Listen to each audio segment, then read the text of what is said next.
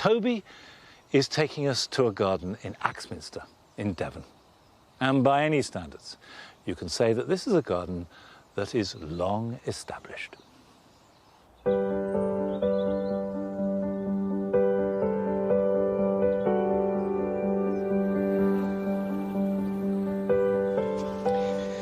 week's a long time in gardening. During those 7 days, flowers can open and go over and go to seed. And what about a year? Bare branches of trees can leaf up and fall to the ground, and whole gardens can come to life and then go back into the soil. In a decade, a new border can become long in the tooth. But what about this? Imagine gardening in the same garden for 60 years. Well, I've come here to meet a very special woman who's done just that.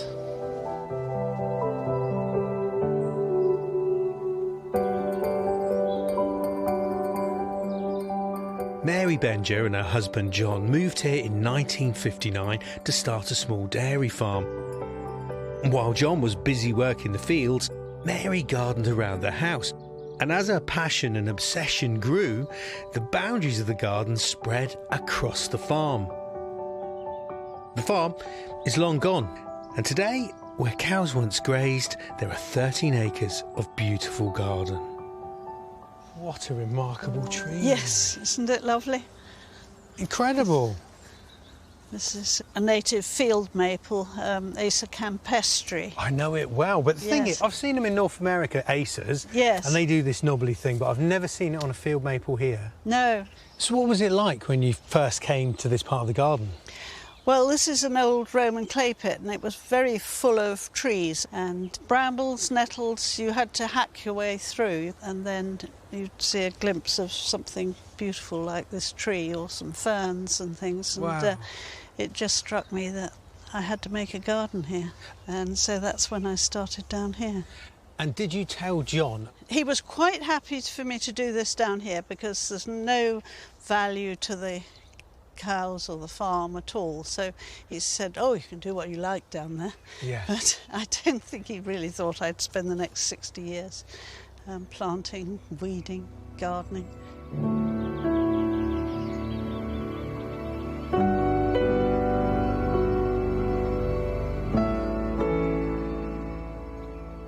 This was the track that led from the field up there down to the cowshed, and they used to come in twice a day for milking.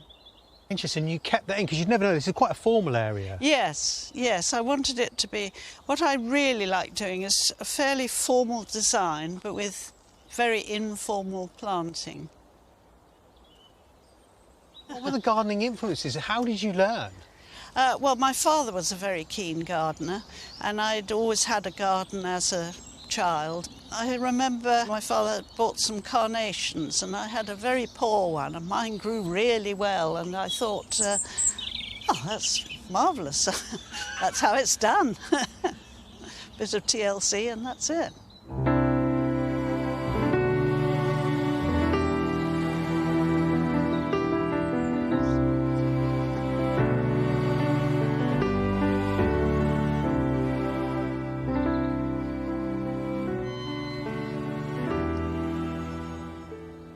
This is the Millennium Garden. Wow. Obviously, I built this in 1999.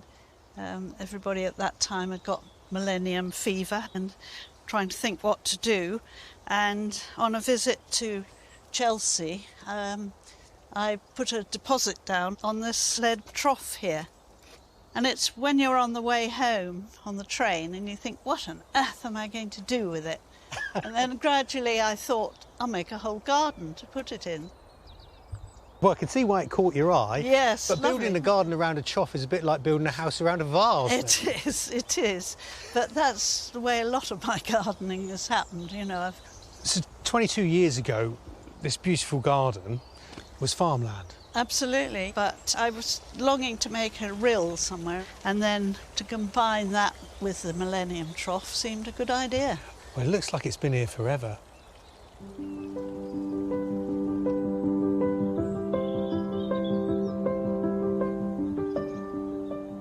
When was it that you and your husband John stopped farming then? Well, it must have been about 30 years ago. It was really when the milk quotas came in. That was a happy day, I bet, because then John was free to help with the garden. Well, that's a bit of a joke. Enough said. He didn't, yes, he didn't really enjoy gardening at all. But of course, the great thing, although it was too small a farm to be viable, that converts to a large garden. Wow, this has a different atmosphere, doesn't it? Yes, yes, it is. You feel really quite small walking through here, don't you? You do. The whole idea was that when I planted it, you couldn't see out of it. And I think it's worked pretty well, really. Well, yeah, it's certainly got an intimate feel. Yes. Very exciting, sort of jungly. Yes. What's the story behind this garden? We call this our anniversary garden, and this was to celebrate being here for 50 years. Oh, the big 50. Yes. And the grasses themselves, what's the story with these? There was a nursery nearby that was selling up, and it was in the autumn, and most of the good things had gone, and I made an offer for what was left.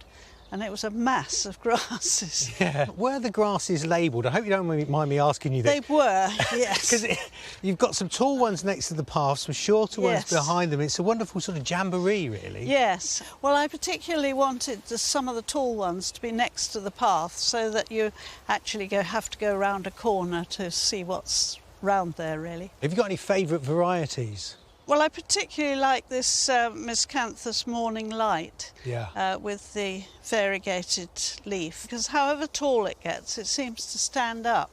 The only thing about it is that it does flower very much later than the others.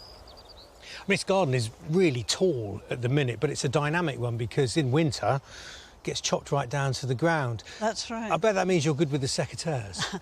It would be if I did them as secateurs, but what we do is bring in just a handheld hedge trimmer and then we set fire to them. How interesting, because I use Miscanthus stems to light my barbecue. Do you? They burn, yes, don't they? They burn really well.